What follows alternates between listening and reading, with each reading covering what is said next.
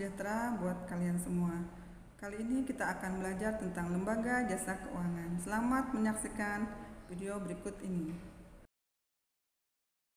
Assalamualaikum warahmatullahi wabarakatuh.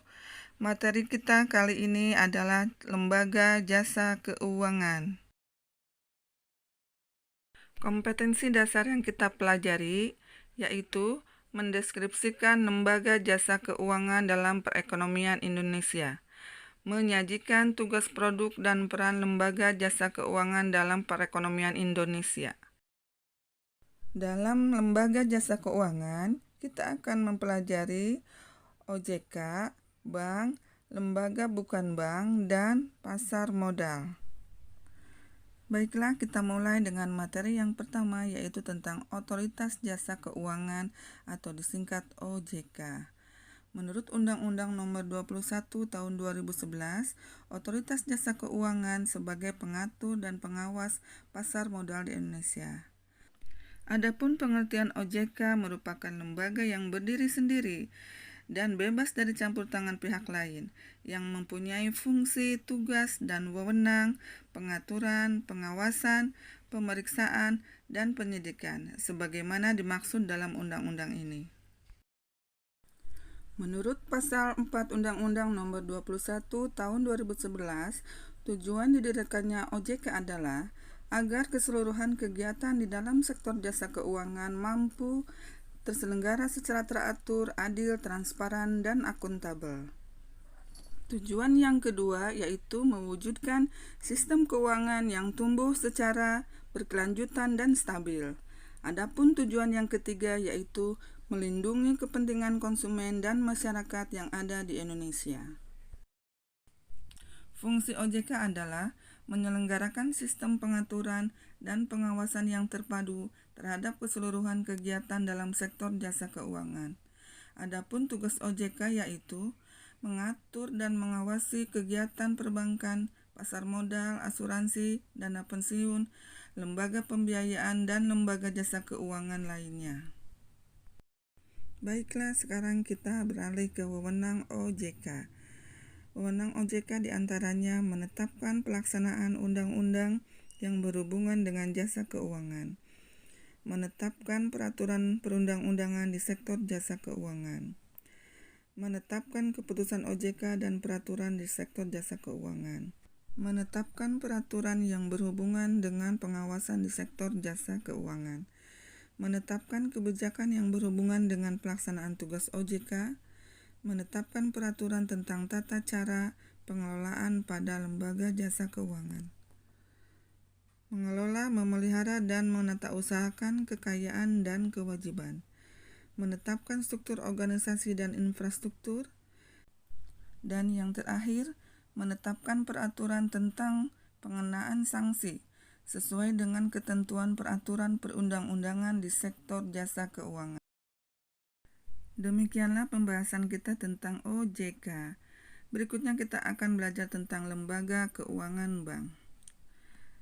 Pengertian bank menurut Undang-Undang Nomor 10 Tahun 1998 adalah badan usaha yang menghimpun dana dari masyarakat dalam bentuk simpanan dan menyalurkannya kepada masyarakat dalam bentuk kredit dan atau bentuk-bentuk lainnya dalam rangka meningkatkan taraf hidup masyarakat. Dari pengertian tersebut di atas, maka dapat disimpulkan bahwa fungsi bank adalah sebagai penghimpun dana dari masyarakat dan bank juga sebagai pemberi kredit atau penyalur dana dari masyarakat. Baiklah, kita beralih kepada jenis-jenis dan produk bank. Jenis bank di Indonesia dibedakan sebagai berikut. Jenis bank berdasarkan fungsinya yaitu bank sentral, dalam hal ini Bank Indonesia, bank umum, contohnya Bank BRI, bank perkreditan rakyat, contohnya BPR Karya Jatnika Sadaya. Adapun jenis bank berdasarkan kepemilikannya yaitu bank milik pemerintah, contohnya BNI, bank milik swasta nasional, contohnya BCA, dan bank milik asing. Adapun jenis bank berdasarkan kegiatan operasionalnya dibedakan menjadi dua, yaitu bank konvensional dan bank syariah, yaitu bank yang berlandaskan hukum Islam. Baiklah, sekarang kita beralih kepada produk-produk bank umum. Produk bank umum konvensional diantaranya yaitu giro, deposito, sertifikat deposito, dan tabungan. Adapun produk jasa perbankan lainnya yaitu memberikan jasa dalam lalu lintas pembayaran dan peredaran uang. Jasa tersebut bisa dalam bentuk lalu lintas pembayaran dalam negeri seperti inkaso dan transfer. Yang kedua, lalu lintas pembayaran luar negeri dalam bentuk LC, Letter of Credit, yang merupakan surat jaminan bank untuk transaksi ekspor dan impor. Dan yang terakhir adalah pemberian kredit.